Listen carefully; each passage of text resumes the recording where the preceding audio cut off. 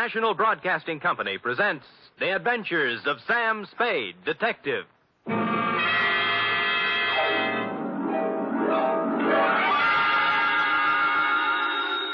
Sam Spade Detective Agency. Me, sweetheart. Was it awful, Sam? Excruciating, Ep. I suffered, girl. How I suffered. But there's no other way, Sam. When fate turns against a man. True, dear one, true. But from somewhere I must find strength. You must. To pick up the shattered fragments of my life, to raise my eyes once again to the horizon and piece by piece put them together again. Sam! And the two of us, dear one, hand in hand, shall go marching down the years together. Oh, yes. Brace yourself, sweetheart. I'll try, Sam. Gather together the homely, humble tools of your trade. Find 6 dry handkerchiefs and prepare to greet me with a smile behind the tears. I'll be down before you can change stations with a report entitled The Soap Opera Caper.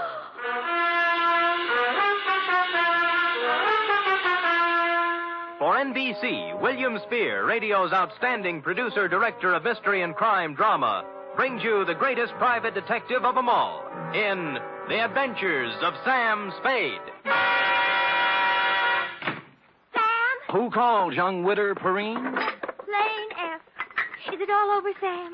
Is a soap opera ever over, dear one? Oh, but it sounded on the phone like you... I know, but it's not the end. It's never the end. Pull up a chair now. Take a firm grip on pad, pencil, and your emotions. Got 'em? I'm at the ready, Sam. Good show. To Agatha Pilbeam, from Samuel Spade, license number 137596. Subject, the soap opera caper.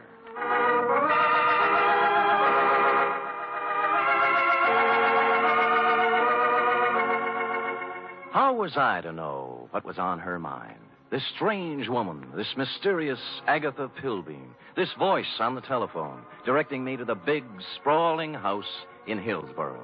Is that clear, Mr. Spade? How urgent is it, Miss Pilbeam? Very, very urgent, Mr. Spade. I don't know which way to turn.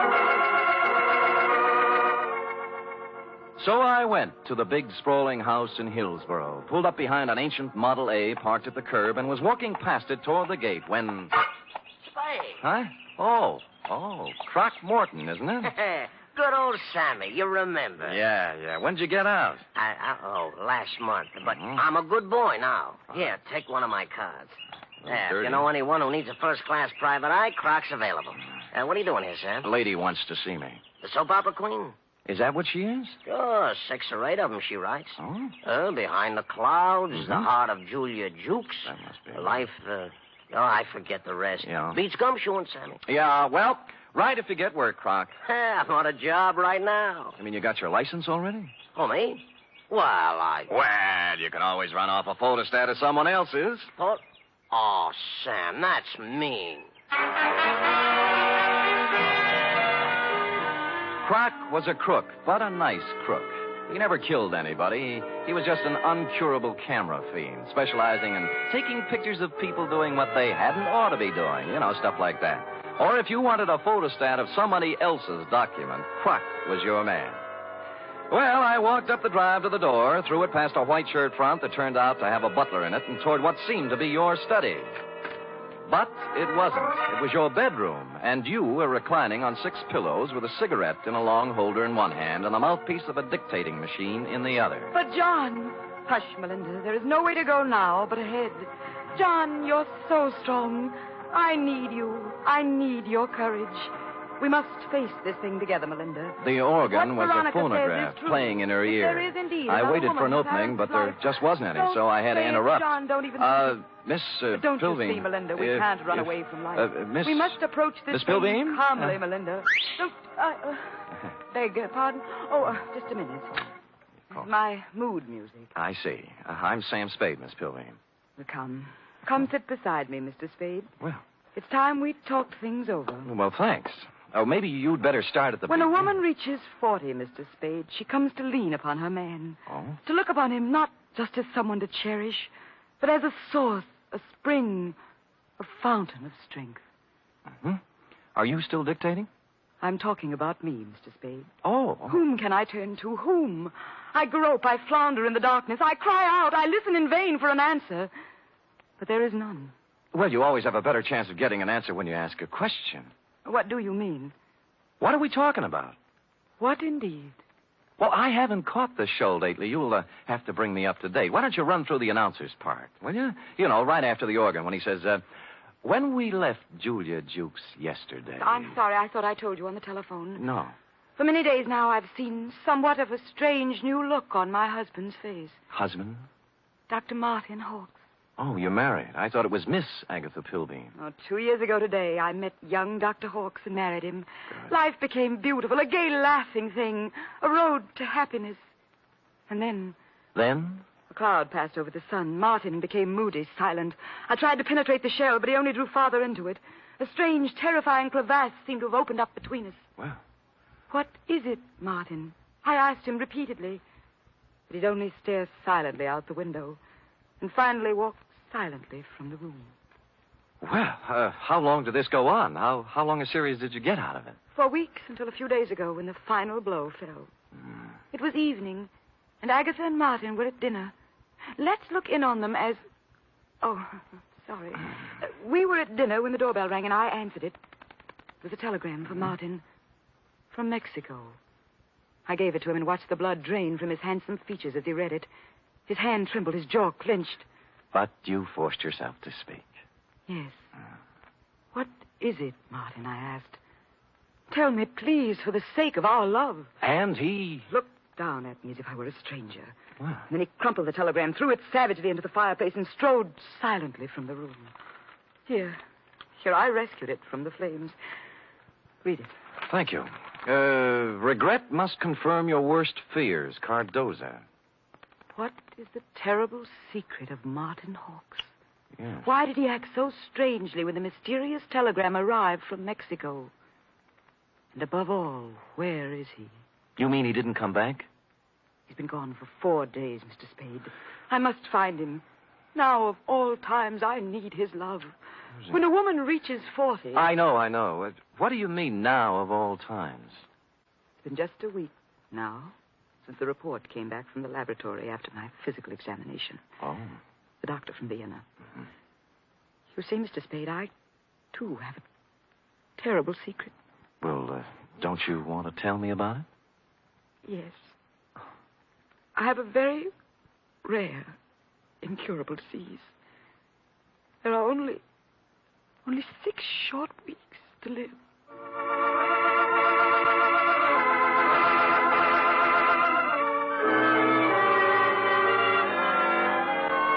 Well, less than an hour after his distressing interview with Agatha, our boy Sammy walked into the beautifully appointed office of young Dr. Hawks at 450 Sutter to find his nurse, pretty young Nora Sheldrake, a new character, working at her desk in the reception room. In response to a question from Sammy, we hear Nora saying... I have no idea where Martin has gone, Mr. Spade, but I can tell you why. Tell me, Nora. Please feel free to tell me everything. It's that woman, Mr. Spade. Agatha? Yes, Agatha. Mm-hmm. She never understood Martin. She doesn't understand Martin. She never has tried to understand Martin. Do you hear me? She never has tried. I take it you don't care for Agatha Pilbeam. I hate her. Nora? I do. I hate her. She thinks her money can buy everything, even Martin. Well, it won't. She knows that now. Well, calm yourself, Nora. Try and think back now to the last time you saw Martin Hawks. It was Monday. 4 days ago? Yes. The call came from some legal firm named Bennett and Hatch. Now, let me write that down. I switched the call into Martin. I was worried for him. I was concerned. I have to admit now I did a terrible thing. Ah, you listened in. I did. They told him his sister was in town, that she was working at some nightclub, and wanted to see him. What nightclub was this? Let me see. It was the Tortuga. Mm-hmm. What else? That's all. They hung up then, and Martin came out. I watched the blood drain from his handsome features. His hand trembled, his jaw clenched. Yes. I'm going out, Nora, he said. If I'm not back, don't worry. That's all. It was so like Martin.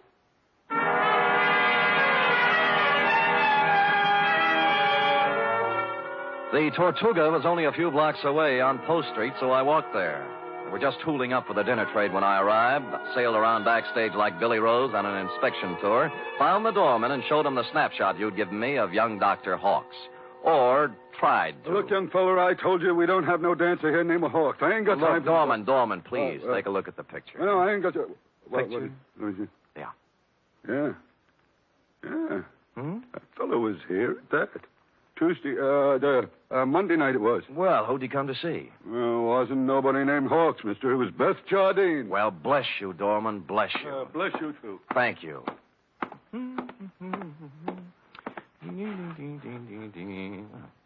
Beth Jardine. Well, Come in.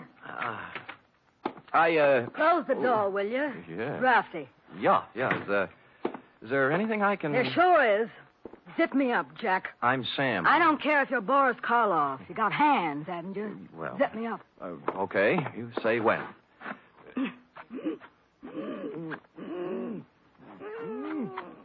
When? Can you breathe? Oh, no. You can't have everything. Ouch. Well... What's on your mind, Jack? Martin Hawks.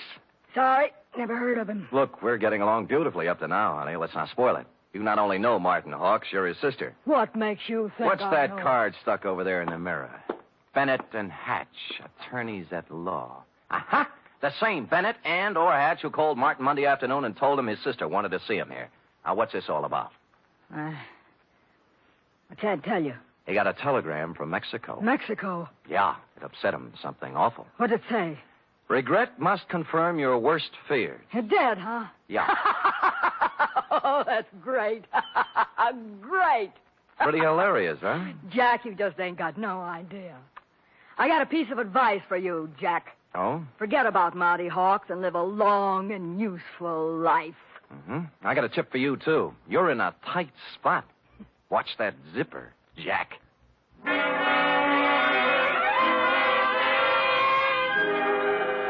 One of the heavier soap opera types, Beth was, with a throaty voice and the talent for besmirching reputations. What was the mysterious influence she wielded over young Dr. Hawks? How much did she know about his strange disappearance? What about the cryptic telegram from Mexico City? And what about dinner? The last question I could answer. I stopped at Schroeder's for sauerbraten and potato pancakes, ran into Larry Mahoney of Homicide, who was off duty, and we stopped in at a handy alley and bowled until 11. I was walking back down Market Street when I passed the Flood Building, which reminded me of the firm of Bennett and Hatch, who resided there. As a matter of fact, it looked like they were there right now, since the light was on behind the second-floor window with their name on it.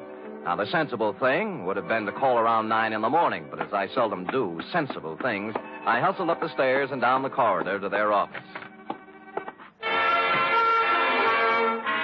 Someone other than Bennett or Hatch had put in some time, obviously.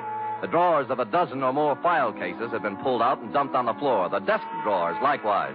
And to mark it clearly as the work of a thoroughgoing professional, the safe door was off its hinges.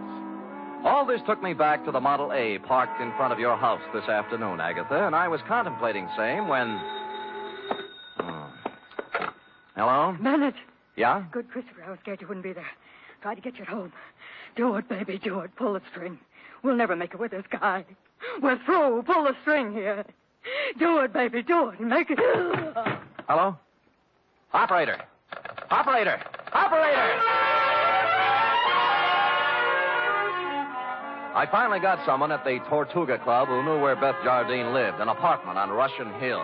I didn't stop to ask which apartment, and when I got there, I found I didn't have to. All right, stand back, everybody! Stand back! Dugan! Hello, Sam. What happened? Dame just knocked herself off. Oh? Jumped from a room on the 8th floor.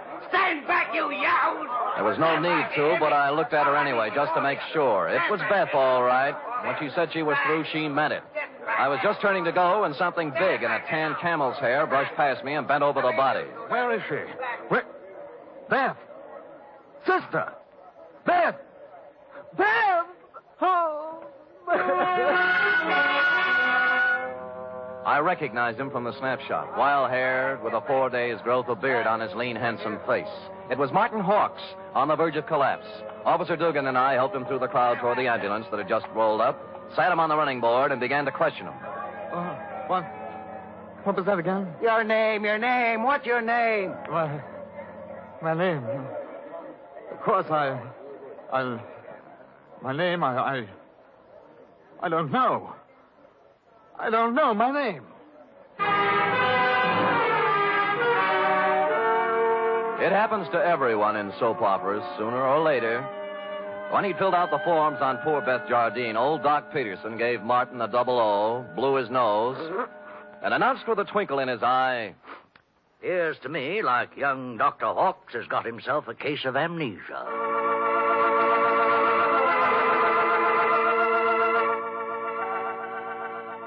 Will the mind of young Dr. Hawks come out of the fog? What does he know about the death of Beth? Was it murder? Or suicide? Or both? And what of the mysterious telegram from Mexico City? Will Agatha ever discover the terrible secret of young Dr. Hawks? And will stupid Sam ever discover anything? Before we continue, a word from our announcer.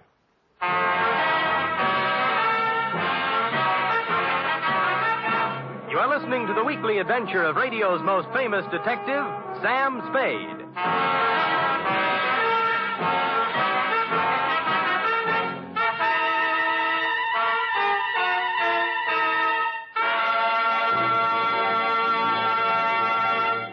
Three chimes mean good times on NBC.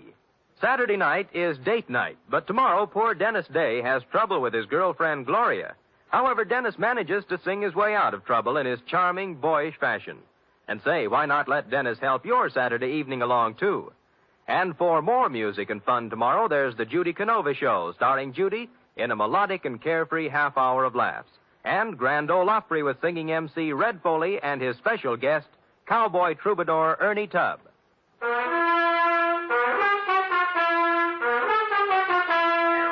And now back to the soap opera caper, tonight's adventure with Sam Spade.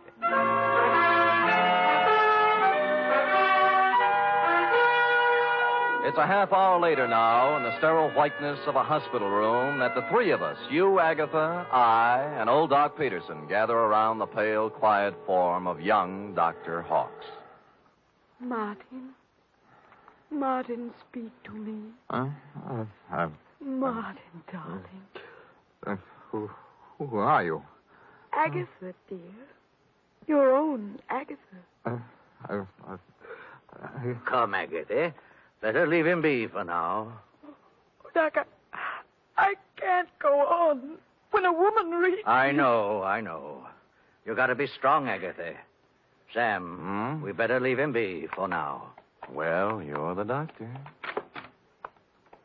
Oh, Doc, what could have done this to Martin? Oh, shock sometimes. You don't mean... Yes, I'm afraid I do. Seeing his sister, then? Could be. Or sometimes it's just a matter of a body getting into such a fix his mind backs off and refuses to have any part of it. The wire from Mexico City. Huh? His terrible secret. The strange threat hanging over him and his sister. Driving one to suicide. And the other to this. Well... No wonder poor Martin gave away before this. Sure. And there's still another explanation. How's that, Sam? That he figured amnesia was a nice, easy way not to have to account for what he's been up to for the last 4 days. Or where he was when the dame took off from the 8th story. Mr. Spade, you're not accusing Martin. There's something buzzing around in his little mind. The nurse tells me she got him into a pair of pajamas and tucked him in nice and cozy before we got here. Well? Yes, well... You may not have noticed, Agatha, because he'd pulled the covers up around his neck, but our boy had his clothes back on just now. What? Martin! Hey, he's gone. Indeed he was Martin, as we could plainly deduce from the open window and the curtains blowing gently out over the fire escape. Young Dr. Hawks, indeed, had packed up his amnesia, his terrible secret, and his toothbrush, and taken off into the night. So I left you sobbing gently on old Doc's shoulder and found me a phone in a drugstore a safe distance away. On the 48th ring, Bennett of Bennett and Hatch attorneys answered. He was sleepy. I used all my soft answers, and he used all his hard ones, and finally we got to the point. All right, Spade, all right. The Jardine dame left a sealed envelope with us. What was in it? How do I know? It was sealed, marked personal and confidential to be delivered to the city attorney in the event of my death. Signed Beth Jardine Hawks. Signed how? Beth Jardine Hawks. Not Beth Hawks Jardine.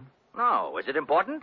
Just a tiresome detail, Bennett. So she brought you the envelope, paid your fee, and you stuck it in the vault for her. Then what? Well, she had us call her brother and tell him to meet her at the Tortuga. Period. That ended our part of it. We didn't even get our feet wet. On the contrary, Bennett, you're up to your ears. In what? Blackmail. Bye. Which explained many things. To wit, A, the wire from Mexico City from the lawyer named Cardoza. B, the murder of Beth Jardine. And C, the reason for young Dr. Hawk's mysterious flight from the hospital, his mind still fogged with amnesia. It did not, however, explain why stupid Sam had kept Croc Morton's business card in his vest pocket for 21 pages without doing something about it. The address was near 3rd and Howard, not one of the better business sections, even for a private detective. I walked down 3rd Street, past the Sherry and Muscatel joints, looking at numbers, and then discovered it wasn't necessary. The old Model A was pulled up in front of what might have been a respectable office building before the earthquake, but now couldn't decide whether to be a warehouse or a tenement. Thus far, a harmonious picture. But behind the Model A was something twice as long and 3 times as shiny, with a motor running. Out of place by about $4,000. Out kind of late, aren't you, Nora? Sam! Nora. Sam! Nora. Don't reach for the horn. But he told me... Sure, and you believed it, like everything else he told you. Come on, get out. I will not get out. Oh, but you will, or I'll pull you out by your pretty blonde hair. Now, come on. You... Oh! There, that's it. You can't do this to me, Mr. Spade. Nothing can stop Martin and me. We have our right to happiness. Uh-huh. Just the two of you. Chins up, eyes on the horizon. Let the dead past bury its dead. How can you joke It's about... no joke, believe me. You got taxi fare?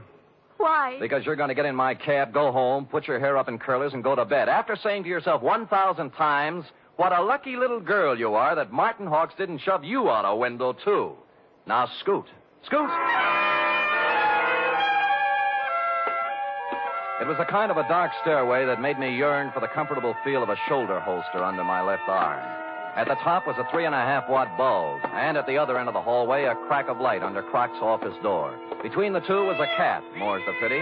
So abandoning my stealthy approach, I walked up to the door, turned the knob, stuck my hand in my side coat pocket like Edward G. Robinson, and kicked the door open. Croc was sitting at his desk behind a stack of bills. The closet door was just closing softly. Who was in the closet? And did he still have his toothbrush, his terrible secret, and his amnesia with him? Well, Sammy. Yeah. You took me up on it right quick, huh? Uh-huh. Yeah, have a chair. I sat on a chair in the corner out of line of the closet door behind the desk. Oh, Sammy. Mm-hmm. Yeah, you got a job for me, huh? Yeah. You don't look like you need a job, Croc. Huh? Oh, this? Yeah. Oh, this is nothing. Good day at the track, that's all. What's on your mind? Remember the Blennerhassett job? Huh? The one with the letters before you went up? What are you talking about, sir? The shakedown, Croc. The dame who wanted you to get the letters back, remember? You know, so you got them for her, delivered and collected after you had the photostats made. Sam, you're crazy. I never done no such thing. You can level with me, Croc. You collected on the photostats for 8 years. Oh, wait, Sam. Well, forget it. Anyway, I got another one. Dr. Martin Hawks, married to the soap opera queen, you know. What about it, Sam? She's worth a couple of $1 million and has 6 weeks to live. As her husband, he's her only heir. Nice spot to be in. Yeah. Only he isn't her husband. Huh? Because the Mexican divorce from his first wife, the late Beth Jardine Hawks, wasn't legal, you know. What? She blew in a month ago and began shaking him down after leaving the marriage certificate and a batch of other papers with some lawyers for life insurance. Sam, I just ain't interested When in you hear whether... the payoff, Croc, it's just like the dame with letters. Oh, what do you mean? Hawks hired someone to crack the lawyer's office and get the papers out of the safe. Some smart guy, yeah. An unfrocked private eye who doesn't have a license. I found out where he had the photostats made, though. I can get copies. Spade, for crying out loud, shut up. The closet doorknob was turning slowly. I waved him out of the way and picked up the chair. It was all over 2 seconds after it started. The door flew open. He came out with his terrible secret, which turned out to be a gun, and I wrapped the chair right around his head. So I picked up the gun and Croc and young Dr. Hawks, and we all picked up a ride to headquarters. Only one scene remained to be played in today's exciting episode. I shall try to be brave, Mr. Spade. Sounds like such a cliche now. Good show, Agatha. Good show. Good show. Life must go on, you know. Even when a woman... You were born in 1911, I believe. Yes. As I say, life must go on, even when a woman reaches... Indeed it must. Indeed it must. We have our happy moments and our sad ones, our pleasures, our trials, our joys, and our heartbreaks. And sometimes, Mr. Spade... Yes? Sometimes at the bottom of our cup of bitterness, we find a pearl. We do?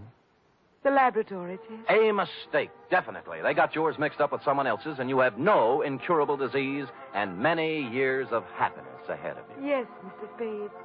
But happiness? I wonder. Can a woman past 40, whose husband is a convicted murderer, find happiness? Alone? Good show.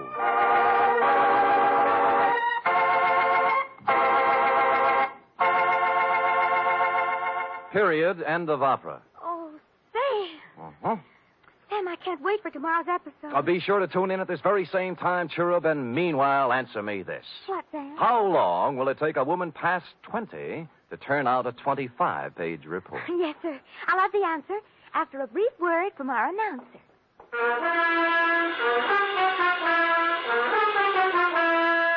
Three chimes mean good times on NBC. Tomorrow, Arturo Toscanini will conduct the renowned NBC Symphony in the fourth of a Saturday concert series. For tomorrow's one-hour performance, celebrated Maestro Toscanini has chosen works by Debussy, Respighi, and Edward Elgar. You're invited tomorrow to the NBC Symphony and Toscanini.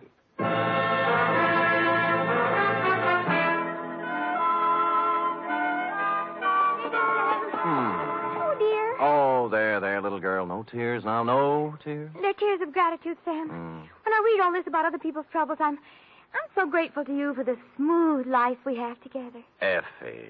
Sam. Effie. Sam. Effie. Sam. That takes about 10 seconds. Go ahead. I'm only merely a secretary, but... Shh. It's over now.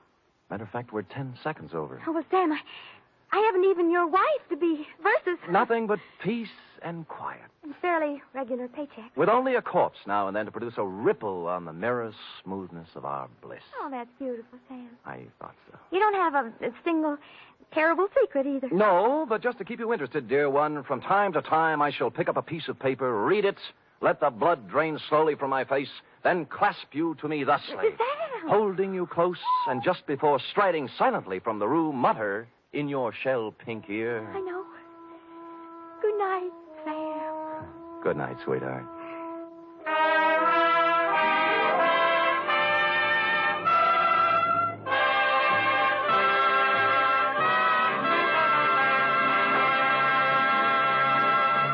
The Adventures of Sam Spade are produced, edited, and directed by William Spear. Sam Spade was played by Stephen Dunn. Lorene Tuttle as Effie.